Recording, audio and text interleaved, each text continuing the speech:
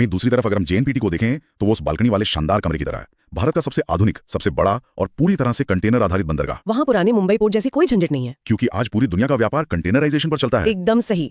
जैसे ही सिंगापुर या किसी गल्फ देश से कोई जहाज सामान लेकर जेएनपीटी पहुंचता है तो विशालकाय क्रेन उन कंटेनरों को सीधे उठा लेती हैं। और सबसे अहम बात यह है कि ये बंदरगाह सीधे तौर पर उन डेडिकेटेड फ्रेट कॉरिडोर से जुड़ा हुआ है जिनकी हमने शुरुआत में चर्चा की थी। मतलब बीच में ट्रकों या गोदामों का कोई अनावश्यक चरण ही नहीं है, कोई स्टेप नहीं। जहाज से कंटेनर उठाया और सीधा उस खास मालगाड़ी के ऊपर रख दिया गया जो पहले से ट्रैक पर खड़ी है, और कुछ ही घंटों में वो ट्रेन बिना किसी रुकावट के अपने गंतव्य की तरफ निकल जाती है, चाहे वो देश का कोई भी अंदरूनी राज्य हो। और इस आधुनिक प्रणाली की एक और बड़ी खूबी है, क्या? पारदर्शिता।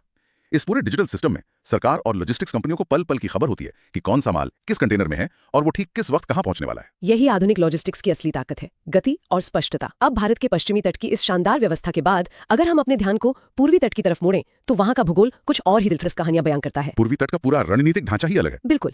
पूर्वी तट पर हमारे पास चेन्नई जैसा बंदरगाह है जो भारत के सबसे पुराने और प्रमुख बंदरगाहों में से एक है। और उसी पूर्वी तट पर विशाखापट्टनम भी है। हाँ, विशाखापट्टनम, जो कि भारत का सबसे गहरा बंदरगाह माना जाता है। लेकिन गहराई से भी ज्यादा विशाखापट्टनम के बारे में जो सबसे हैरान करने वाली बात आज के विश्लेषण में सामने आई है वो ये है कि यह भारत का सबसे सुरक्षित बंदरगाह भी है। और इसे सुरक्षित बनाने के पीछे हमारी कोई इंजीनियरिंग या तकनीक नहीं है, बल्कि प्रकृति का अपना एक अद्भुत रहस्य है। बिल्कुल। प्रकृति का ये कमाल डॉल्फिन नोज के नाम से जाना जाता है।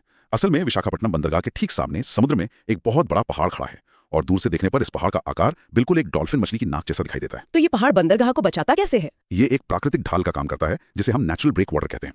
जब भी बंगाल की खाड़ी में कोई भयंकर तूफान आता है या समुद्र में सुनामी जैसी विनाशकारी लहरें उठती हैं तो उनका सीधा प्रहार बंदरगाह पर नहीं होता, वो सीधे उस पहाड़ से टकराती हैं। हाँ, सबसे पहले इसी विशाल पहाड़ से।